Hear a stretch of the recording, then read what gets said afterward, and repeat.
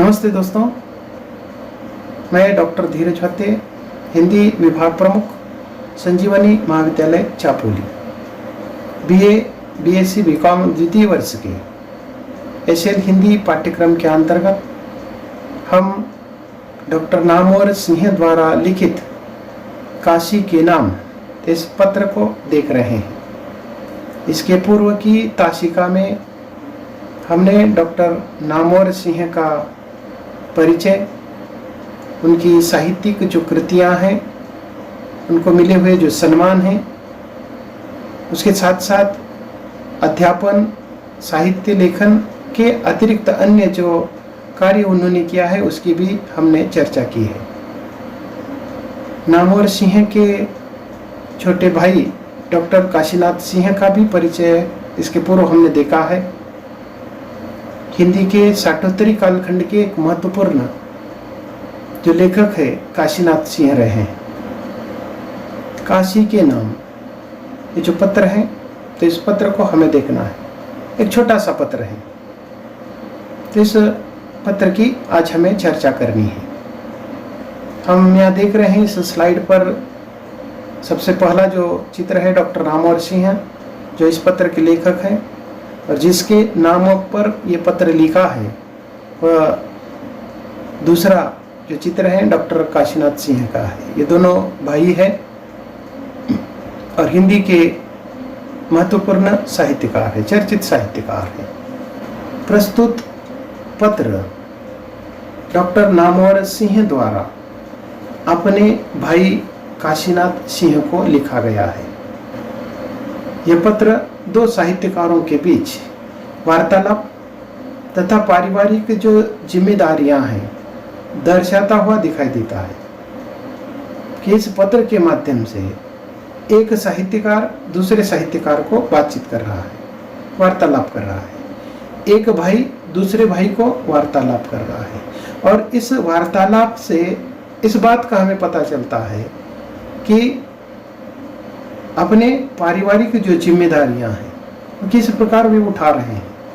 तो इस प्रकार इस पत्र के माध्यम से पारिवारिक जो जिम्मेदारियां हैं दर्शाने का जो उद्देश्य है डॉक्टर नामवर सिंह का रहा है। भाई काशीनाथ सिंह को लेखक आत्मनिर्भर बनने का उपदेश कर रहे हैं, आत्मविश्वासी बनने का उपदेश कर रहे हैं, या आत्म निर्माण करने का एक मौलिक जो उपदेश है वह इस पत्र के माध्यम से दे रहे हैं।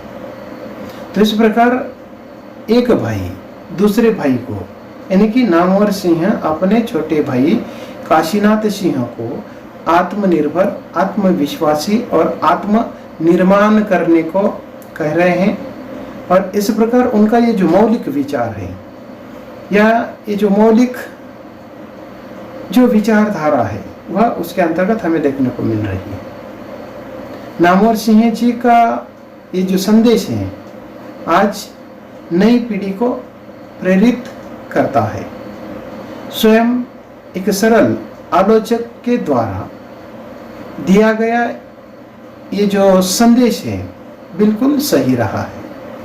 हिंदी के बारे में उनके मन में आत्मीयता है।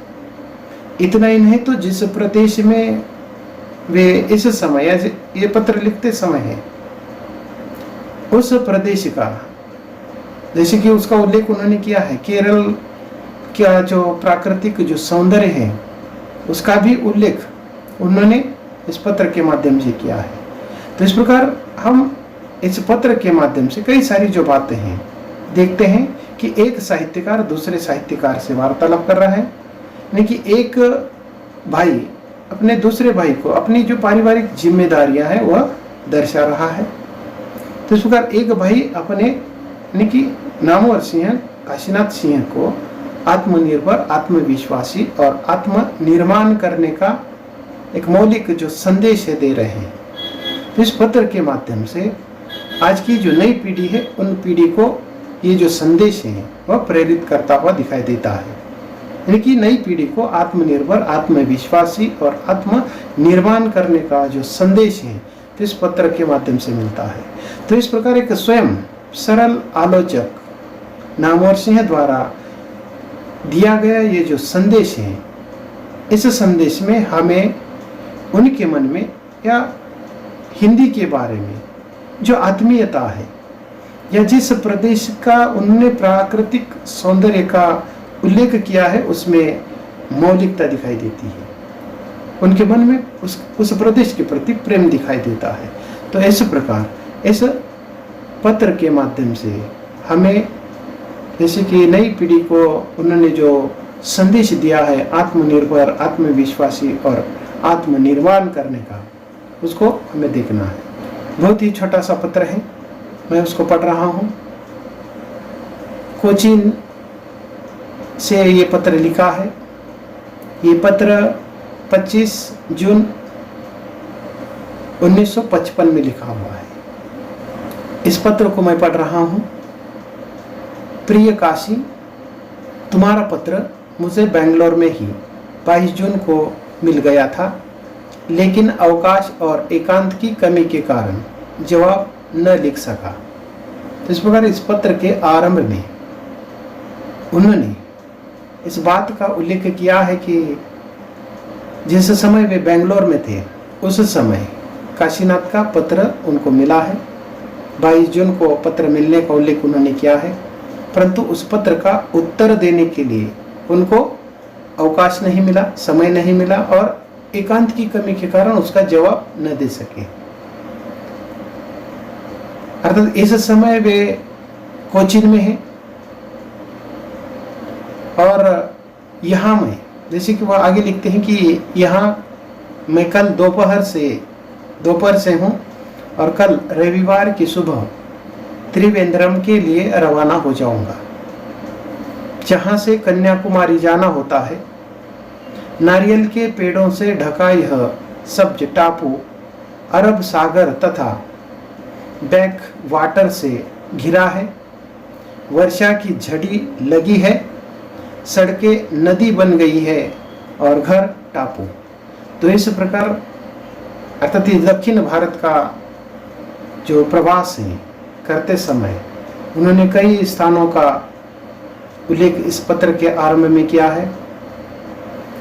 रविवार के सुबह त्रिवेंद्रम रवाना होने की बात उन्होंने कही है। अर्थात उन्हें त्रिवेंद्रम जाने के लिए कन्याकुमारी से जाना पड़ता है और कन्याकुमारी जाते समय वहाँ का जो प्राकृतिक जो सौंदर्य है उसका उल्लेख अर्थात एक साहित्यकार के नाते, एक संवेदनशील व्यक्ति के नाते उन्होंने ये सारी बातें आरंभ में उसके अंतर्गत कही है। वहाँ का जो प्राकृतिक सौंदर्य है उसको व्यक्त करते हुए नारियल के पेड़ों से ढका हुआ ये जो टापू है वह अरब सागर, उसको बैक वाटर शब्द का उल्लेख उन्होंने किया है। वहाँ इस समय अर्थात ये जून का महीना है, अर्थात वर्षा उस समय हो रही है, वर्षा की झड़ी का उल्लेख उन्होंने किया है। सड़कें नदी बन गई है, घर टापू बन गया। तो इस प्रकार इस आरंभिक परिच्छेद में हम देख रहे हैं कि काशीनाथ द्वारा लिखा हुआ जो पत्र है 22 जून को उनको मिल जाता है। उसका उत्तर वह लिखते समय दक्षिण भारत के प्राकृतिक सौंदर्य का सर्वप्रथम उल्लेख कर रहे हैं। अगले परिच्छेद में लिखते हैं कि तुम लोगों के परीक्षा फल से चित्त थोड़ा चंचल जरूर हो उठा था। भावी योजनाओं को कुछ धक्का लगा। राम जी चाहे जहां से बीए में बैठे, लेकिन पहले अध्यापकी के प्रमाण पत्र की व्यवस्था तो करें।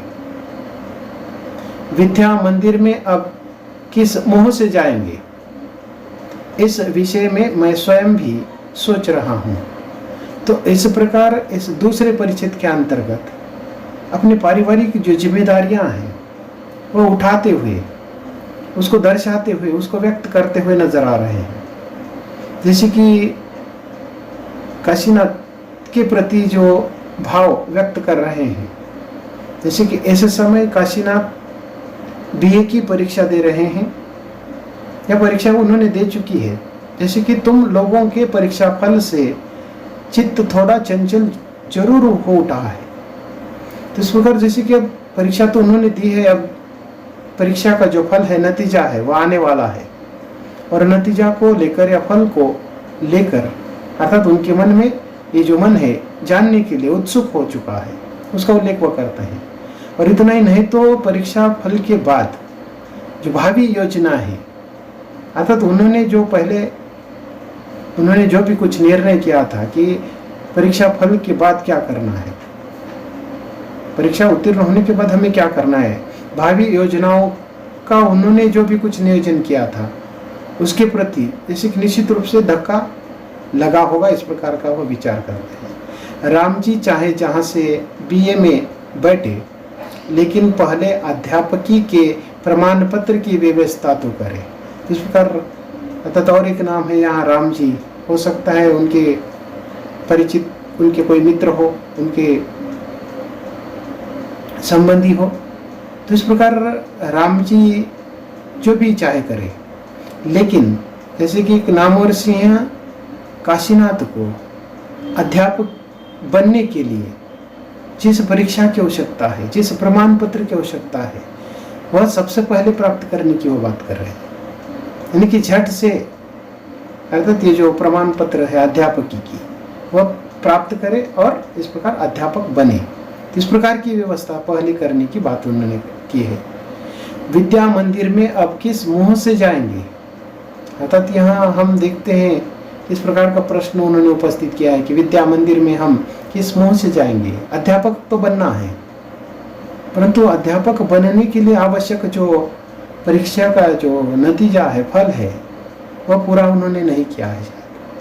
इस दृष्टि से अंक कम मिले हैं, तो इस दृष्टि से हम किस मुंह से विद्या मंदिर में जाएं, इस विषय पर मैं स्वयं भी सोच रहा हूँ। जैसे कि यह काशीनाथ को चिंता करनी चाहिए, परंतु वह उसकी चिंता स्वयं कर रहे हैं।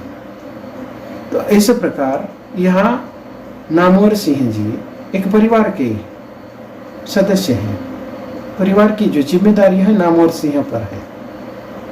इस विचार से या इस प्रकार का जो भाव उन्होंने व्यक्त किया है, इससे इस बात का भी पता चलता है कि उनकी पारिवारिक जो आर्थिक स्थिति है उतनी अच्छी नहीं है। तो इसलिए तो जैसे कि यहाँ वो कहते हैं कि अध्यापकी के प्रमाण पत्र की व्यवस्था पहले करें, तो इस प्रकार अध्यापक बनने की जो चिंता है वह नामवर सिंह इस पत्र के माध्यम से व्यक्त कर रहे हैं। आगे वो लिखते हैं कि और तुम प्रथम श्रेणी न मिलना कोई दुखद घटना नहीं है। सवाल अब यह है कि बीए में तुम्हें प्रथम श्रेणी किस तरह ले आनी है तथा एमए किस विषय में करना है, अपने बारे में सोचना तुम्हें ही है। मैं केवल सलाह दे सकता हूँ। मैं नहीं चाहता कि हर समय तुम्हें मेरा मुंह देखना पड़े या नए कदम उठाने से पहले मेरी सलाह की जरूरत पड़े। अब तुम बच्चे नहीं हो। अकबर तुमसे 7 साल छोटा था जब उसके कंधों पर सारे हिंदुस्तान का खतरों से घिरा हुआ साम्राज्य आ पड़ा था।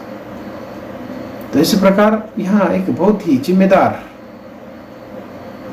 व्यक्ति होने के कारण एक बहुत बड़ी जो जिम्मेदारी है, एक बहुत बड़ा जो संदेश है अपने भाई को दे रहे हैं। जैसे कि यह चिंता व्यक्त करते हुए वो कहते कि और तुम प्रथम श्रेणी न मिलना कोई दुखद घटना नहीं है। भले ही उनको प्रथम श्रेणी ना मिली हो, लेकिन ये कोई दुखद घटना नहीं है। अब इसके बाद क्या करना है उसके प्रति सोचने के लिए वह मजबूर कर रहे हैं। यहाँ प्रश्न उपस्थित करते हुए कहते हैं कि सवाल अब यह है कि तुम्हें बीए में प्रथम श्रेणी किस तरह लेनी है, बीए प्रथम श्रेणी लेकर एमए किस विषय में करना है, उसके बारे में सोचने की बात वो कर रहे हैं। अपने बारे में खुद को सोचने का जो उपदेश वह कर रहे हैं। और इतना ही नहीं तो वो कह रहे हैं कि मैं केवल सलाह दे सकता हूँ, लेकिन सोचना तुम्हें ही है। मैं नहीं चाहता कि हर समय तुम्हें मेरा मुंह देखना पड़े। यानी कि अब शिक्षा के लिए जो भी खर्चा है, बार बार पैसे मांगने की जरूरत न पड़े, खुद के पैरों पर खड़े होने का जो संकेत है इस वाक्य के माध्यम से वह करते हैं। मैं नहीं चाहता कि हर समय तुम्हें मेरा मुंह देखना पड़े या नया कदम उठाने से पहले मेरी सलाह लेनी जरूरत पड़े। तो इस प्रकार जैसे कि अब तुम बड़े हो गए हो, तुम्हें अपने बारे में खुद को सोचना है कि किस प्रकार आगे बढ़ना है, किस क्लास में किस श्रेणी में उत्तीर्ण करना है। और इतना ही नहीं तो अपने हर नए कदम को उठाते समय नहीं कि मेरी जरूरत नहीं कि मेरी सलाह की जरूरत नहीं पड़नी चाहिए। तो इस संदर्भ में वह एक बहुत ही महत्वपूर्ण उदाहरण उनके सामने रखते हैं। अब तुम बच्चे नहीं रहे हो, तुम बड़े हो गए हो। और उसके संदर्भ में वह अकबर का उदाहरण देते हुए कहते हैं कि अकबर तो तुमसे 7 साल का छोटा था जब उसने अपने कंधों पर सारे हिंदुस्तान का, अर्थात ऐसे हिंदुस्तान का जो पूरे खतरों से घिरा हुआ था, तो ऐसे खतरों से घिरा हुआ जो हिंदुस्तान का जो साम्राज्य है उसके कंधों पर उसने उठाया था। वह तो तुमसे 7 साल छोटा था। तो इस प्रकार अकबर का उदाहरण देते हुए अपने भाई काशीनाथ को आत्मनिर्भर बनने का वह उपदेश कर रहे हैं। आत्मनिर्भर बनो। आत्मनिर्भरता आत्मविश्वास की जननी है और आत्मविश्वास आत्मनिर्माण का जनक है। तो इस प्रकार यहाँ बहुत ही महत्वपूर्ण ऐसे शब्दों का उन्होंने प्रयोग किया है। आत्मनिर्भर बनने का, आत्मविश्वासी बनने का और आत्म निर्माण करने का, यानी कि ये सारी जो बातें हैं, खुद को निर्माण करनी है, खुद पर निर्भर होना है, खुद पर विश्वास रखना है और खुद अर्थात नए का निर्माण करना है। तो ऐसे प्रकार अर्थात यहाँ ये बहुत ही महत्वपूर्ण जो बात है वह अपने भाई को पत्र के माध्यम से बता रहे हैं। आगे वे लिखते हैं कि अंग्रेजी में एमए करने की बात यदि तय है तभी बीए में अंग्रेजी लो, अन्यथा अंग्रेजी लेकर बीए का भी डिवीजन चौपट मत करो। यह तो अभी से तय है कि अंग्रेजी लेकर तुम बीए में फर्स्ट क्लास नहीं पा सकते। इससे समांतर दूसरा तथ्य भी है, यदि बीए में कुल मिलाकर द्वितीय ही श्रेणी मिलती है तो फिर अंग्रेजी को छोड़ा क्यों जाए। कहीं ऐसा न हो कि प्रथम श्रेणी के लिए अंग्रेजी छोड़ दे और उधर वह भी न मिले। यहाँ एक बहुत ही महत्वपूर्ण बात वे लिखते हैं कि लतो तर जाए वो हथो तर कह जाए। बाकी 2 विषय कल्चर हिंदी और संस्कृत में से चुन लो। या तो कल्चर हिंदी संस्कृत ले लो या फिर कल्चर हिंदी अंग्रेजी। तो इस प्रकार 12वीं की परीक्षा के उत्तीर्ण करने के बाद अब यहाँ स्नातक स्तर की जो उपाधि है वो प्राप्त करने के लिए यहाँ किस प्रकार के विषय चुनना है, आगे क्या करना है। तो इस प्रकार यहाँ महत्वपूर्ण जो सलाह है वह अपने भाई को दे रहे हैं। काशीनाथ को सबसे पहले तो वह अंग्रेजी विषय लेने की बात कर रहे हैं, परंतु अंग्रेजी में अगर फर्स्ट क्लास नहीं मिलता है तो बीए का ये जो डिवीजन है वो चौपट हो जाएगा, ऐसा भी वो सोचते हैं। परंतु अगर फर्स्ट क्लास भी नहीं मिला, सेकंड क्लास भी मिला तो उस पर भी वह समाधान व्यक्त करते हैं। तो इस प्रकार यहाँ द्वितीय श्रेणी मिलने की बात करते हुए अंग्रेजी एक महत्वपूर्ण जो विषय है वह लेने की बात वो कर रहे हैं। तो इस प्रकार बाकी जो विषय हैं अंग्रेजी के साथ अन्य जो 2 विषय हैं उसके अंतर्गत कल्चर यानी कि जो संस्कृति है उससे संबंधित वह एक विषय लेने की बात कर रहे हैं। और एक महत्वपूर्ण जो विषय है हिंदी और संस्कृत में से एक को चुनने की बात उन्होंने कही है। तो इस प्रकार कल्चर हिंदी संस्कृत लेने की वो बात करते हैं या फिर कल्चर हिंदी और अंग्रेजी इस प्रकार का विषय चयन करने की बात वो करते हैं। संस्कृत और हिंदी में से हिंदी ही अच्छी रहेगी तो इस प्रकार की भी सलाह देते हैं। तो ऐसे प्रकार हिंदी विषय बीए के लिए हिंदी विषय लेने का उनका जो सलाह है अर्थात उनके मन में हिंदी के प्रति जो प्रेम है वह भी हमारे सामने उपस्थित हो जाता है। संस्कृत और हिंदी में से हिंदी ही अच्छी रहेगी, इस प्रकार की बात उन्होंने कही है। यह मेरा सुझाव भर है। अपना हित स्वयं सोचो, उत्तरदायित्व तुम्हारा है और तुम्हारा ही रहेगा। फॉर्म वगैरह पहले ही यानी निश्चित तिथि जो शायद 30 जून को है तय भर देना। रुपये पिताजी से ले लेना, आने पर सारी व्यवस्था मैं कर दूंगा। फीस वगैरह दाखिल कर देना। मैं किसी भी तरह 8 जुलाई से पहले पहुंच सकूंगा। पिताजी तथा माँ को चरण स्पर्श, विजय को स्नेह, गांव भर सबको यथायोग्य, अंत में सस्नेह नामवर। तो इस प्रकार इस पत्र के अंत में जैसे कि वे केवल सुझाव दे रहे हैं, अपने भाई को आत्मनिर्भर, आत्मविश्वासी और आत्मनिर्माण करने का वह उपदेश कर रहे हैं, रास्ता दिखा रहे हैं। और इस पत्र के अंत में वह केवल सुझाव देते हैं और सुझाव देते हुए कह रहे हैं कि अपना हित स्वयं सोचो, अपना हित स्वयं सोचो। अर्थात ये जो उत्तरदायित्व है, आगे क्या करना है उसका जो उत्तरदायित्व है वह तुम्हारा है, तुम्हें ही सब कुछ करना है। अर्थात ये सब कुछ तुम्हारा ही रहेगा। और इस परीक्षा से संबंधित या अगली पढ़ाई के संदर्भ में जो भी कुछ फॉर्म वगैरह भरने की जो बात है उसका भी उल्लेख उन्होंने किया है। अर्थात उसकी जो तिथि है शायद 30 जून का उन्होंने उल्लेख किया है। 30 जून तक ये फॉर्म भरने की बात उन्होंने की है। फॉर्म भरने के लिए जो जिन पैसों की आवश्यकता है अर्थात वह भी, अर्थात इस बात से उनकी पारिवारिक जो आर्थिक स्थिति है उसका भी पता चल जाता है। जैसे कि उनके परिवार की पूरी जो जिम्मेदारी है तो इससे डॉक्टर नामवर सिंह की होने की जो बात है अर्थात पता चलती है। जैसे कि वे कहते हैं कि अर्थात ये जो रुपए हैं पिताजी से ले लेना, आने पर सारी व्यवस्था मैं कर दूंगा। फीस वगैरह दाखिल कर देना। मैं किसी भी तरह 8 जुलाई से पहले न पहुंच सकूंगा, लेकिन 8 जुलाई तक मैं अर्थात वापिस आ सकता हूं। उसके बाद मैं ये सारी जो पैसे की जो व्यवस्था है मैं कर दूंगा। और अंत में पिताजी तथा माता को चरण स्पर्श, अर्थात ये जो विजय है शायद उनका और एक भाई है, भाई हो सकता है।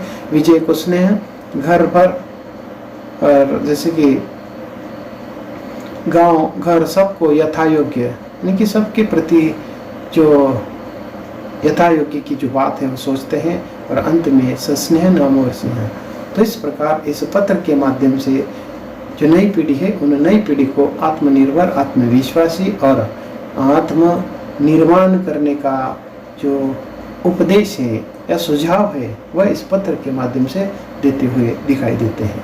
तो इस प्रकार हम यहाँ रुकते हैं। बहुत ही छोटा सा पत्र है, लेकिन तो इस पत्र के माध्यम से उनके द्वारा दिया गया ये जो उपदेश है बहुत ही महान है। हम यहाँ रुकते हैं। धन्यवाद।